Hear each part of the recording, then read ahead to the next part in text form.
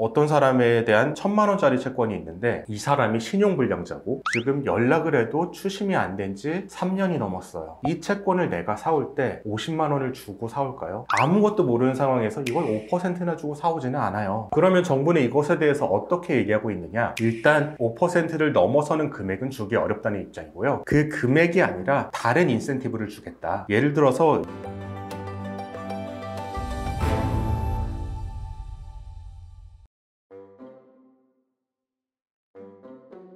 요즘 제일 말이 많은 게 세도약기금이잖아요. 그쵸. 뉴스나 이런 거 보다 보면은 네. 내가 저기 해당이 될까? 이런 거 궁금해하실 분들도 많을 것 같은데 네. 간단 명료하게 이러면은 된다. 사실 세도약기금이 워낙 제도가 복잡해서 간단 명료하게 말하기는 정말 어렵고요. 안 되는 사람들을 일단 배제시킬게요. 7년 미만에 연체된 채무는 일단 해당 안 합니다. 7년 이상 연체가 돼야 되고요. 대부분의 사람들은 이 요건을 채우기가 힘들어요. 그리고 금액은 5천만 원 이하의 채권이어야 됩니다.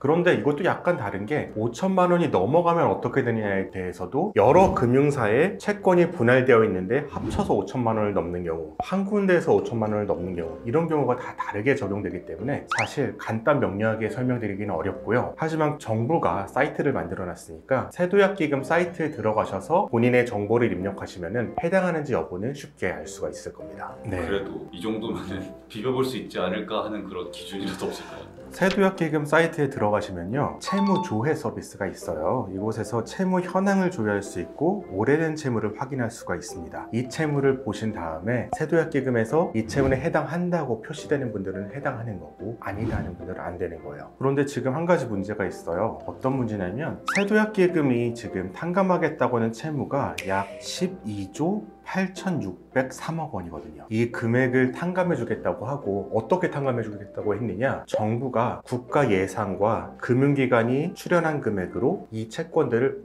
5% 가격에 매입하겠다. 12조 8,603억 원에 5%면은 한 5천에서 7천억 사이가 될 것 같은데요. 이 돈으로 매입을 해서 탕감을 해주겠다는 거예요. 지금 많은 금융기관은 여기에 참여하겠다고 했는데 대부업체가 아직 참여하겠다는 의사를 표현을 명확히 안 했어요. 이게 무슨 말이냐면 굉장히 중요한 이슈인데, 이 12조 8,603억 원 중에 절반 이상에 해당하는 금액이 대부업체가 가지고 있는 금액이에요. 그럼 나머지 금액은 누가 가지고 있느냐? 한국자산관리공사가 3.7조 원, 국민행복기금이 1.7조 원을 가지고 있었어요. 이 5.4조 원은 34만 명에 해당을 하고 이거는 성공적으로 매입을 했습니다. 한국자산관리공사는 이걸 왜 가지고 있느냐? 캠코가 이런 부실 채권을 관리하는 배드뱅크 역할을 했다고 제가 전에 설명을 드렸죠. 그래서 가지고 있는 거고, 국민행복기금이라는 거는 예전 정부 때 소액 채무를 면책시키기 위해 만든 제도였는데 거기서 가지고 있던 채권을 이번에 다 팔았습니다. 이거는 뭐 국가 입장에서 손해가 아니에요. 어차피 캠코가 가지고 있거나 국민행복기금이 가지고 있으면은 회수 가능성이 0%에 가까운 건데 5%를 줬으니까요. 그런데 대부업체는 이들이 얼마에 사왔든지 5%에 일괄적으로 매입한다는 게 마음에 들지 않는 거죠. 두 가지 이유가 있을 수 있는데, 하나는 더 비싸게 사왔는데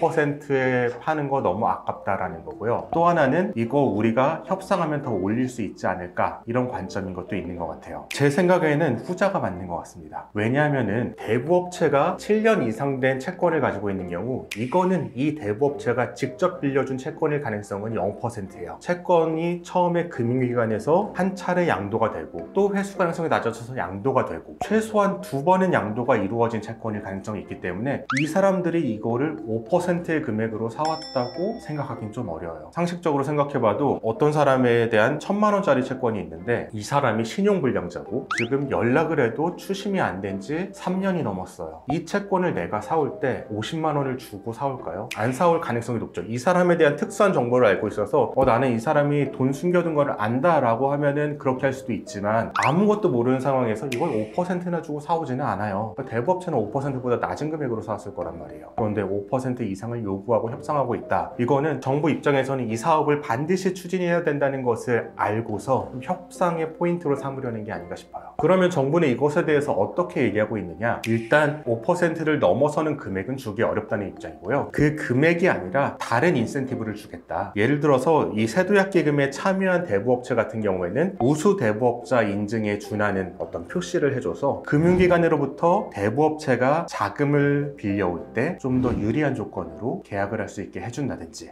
뭔데? 은행이 싫어할 수도 있잖아요, 그러면. 그 생각은 제가 하지 못했는데 일단 은행은 정부 말을 순순히 들을 수밖에 없어요. 정부가 굉장히 강하게 규제하고 있기 때문에. 그래서 아마 이 제도를 시행하면 은행 입장에서도 조금이라도 금리 차이를 둘 수밖에 없을 거예요. 이런 것을 안내함으로써 협약을 체결하겠다고 하는데 아직까지는 명확히 이루어지지 않은 상황이에요. 아마 앞으로도 진행을 지켜봐야 될 것 같은데 결국 이 세도약 기금의 성공 여부는 대부 업체들이 참여하느냐 안 하느냐에 달려 있다고 할 수 있습니다.